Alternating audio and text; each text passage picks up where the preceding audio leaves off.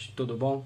Tá chegando ao final o Campeonato Brasileiro de 2017, 38ª rodada, última rodada do Brasileirão, todos os jogos no domingo às 17 horas. Todos os jogos têm pelo menos alguma coisa em jogo, mesmo que seja aquela última vaguinha ali na Copa Sul-Americana. Então, vamos lá falar jogo a jogo dessa última rodada. Começando por Botafogo e Cruzeiro. Botafogo 8º, Cruzeiro 5º. Botafogo chegou numa situação que eu não esperava que ele fosse chegar. Imaginei que ele garantiria uma vaga na Libertadores até com antecedência e corre o risco de ficar fora. E chega para um jogo decisivo como esse sem 3 jogadores importantes dessa temporada de 2017. Sem o Bruno Silva, sem o João Paulo e sem o Rodrigo Pimpão. Além deles, o Gilson também não joga. Quem joga é o Brenner, vai jogar ali no ataque. O Brenner não está 100% fisicamente, é bom lembrar disso.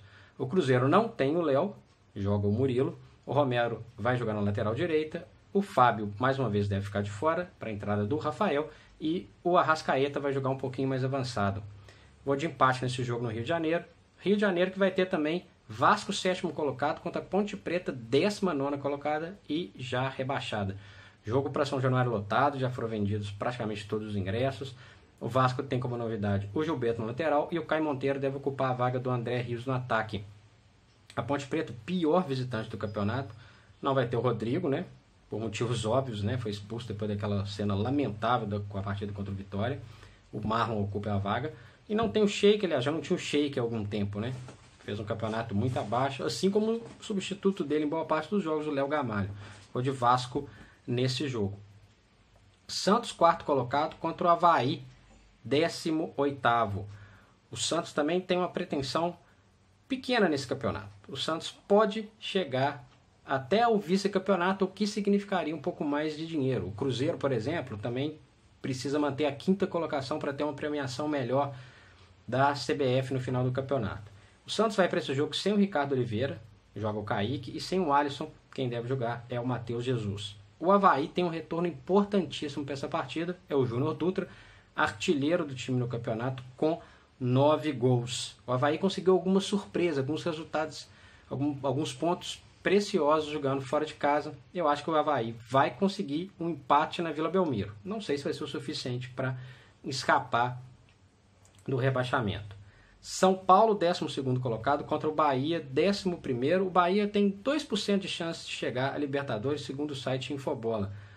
Mas o Bahia é o segundo pior visitante. Não vai ter o Zé Rafael, que para mim é um dos destaques da equipe no campeonato. Não tem o Eduardo também. Entram nessas duas vagas o Regis e o Éder. O São Paulo vai promover, além de uma grande festa para a sua torcida, com ingressos a preços bem populares, bem baixos, promover a despedida do Lugano, vai ficar com a vaga do Arboleda. Tem a volta do Petros, mas olha só, não tem nem o Hernanes, nem o Prato. Apesar disso, acho que o São Paulo vai se despedir bem da sua torcida nesse ano. Esse ano que o São Paulo correu muitos riscos. São Paulo vence essa partida contra o Bahia. Galo, 10º colocado, contra o Grêmio, 3º colocado, Grêmio campeão da Libertadores.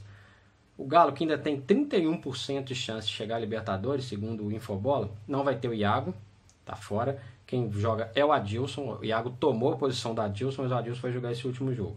Um desfalque importante do Galo é o Marcos Rocha, o lateral direito não joga, e quem vai ocupar aquela função ali é o Bremer. Já fez assim contra o Bahia recentemente.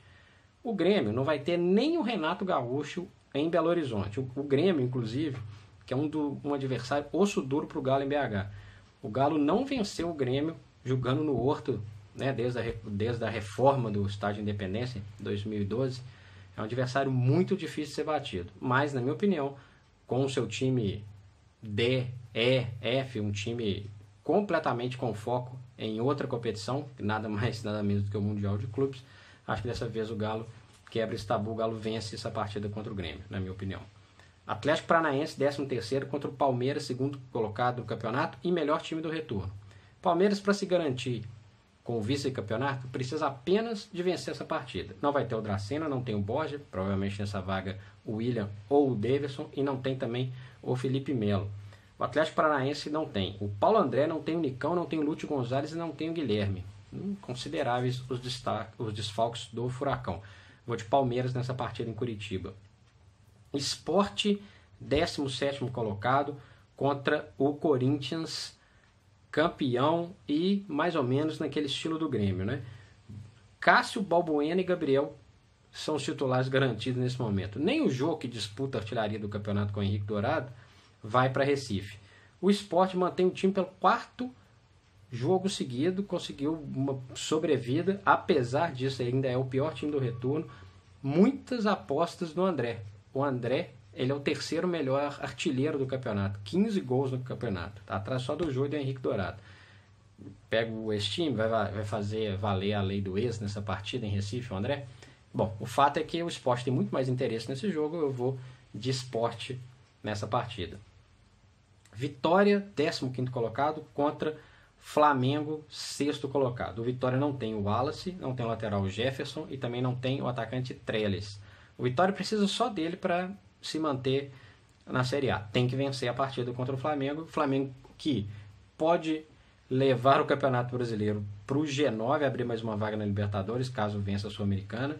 O Flamengo já saiu de Barranquilla, na Colômbia, para Salvador, levando a delegação completa, ou seja, tem titular aí envolvido. Vai saber qual vai ser a decisão do Rueda. Vai poupar alguns jogadores para a decisão da Sul-Americana contra o Independente?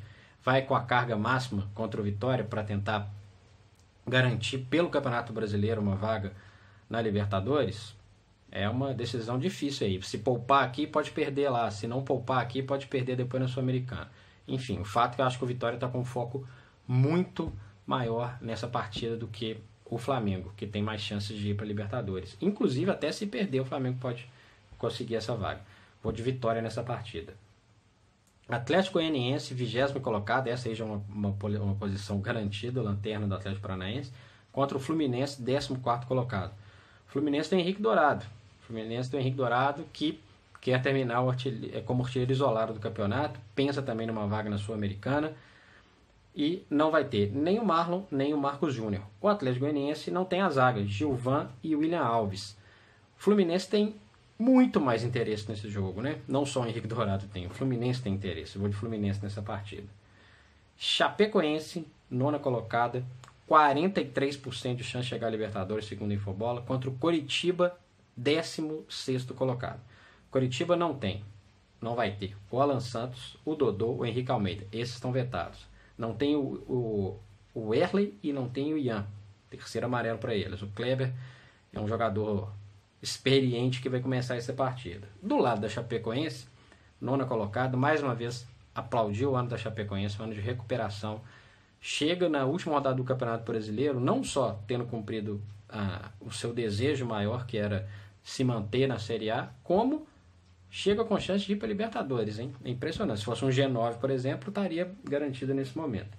O João Pedro segue no time titular, o Luiz Antônio está fora. É um jogo que vai ser marcado por muitas homenagens na Arena Condá, porque completou nessa última semana 1 ano da tragédia lá na Colômbia.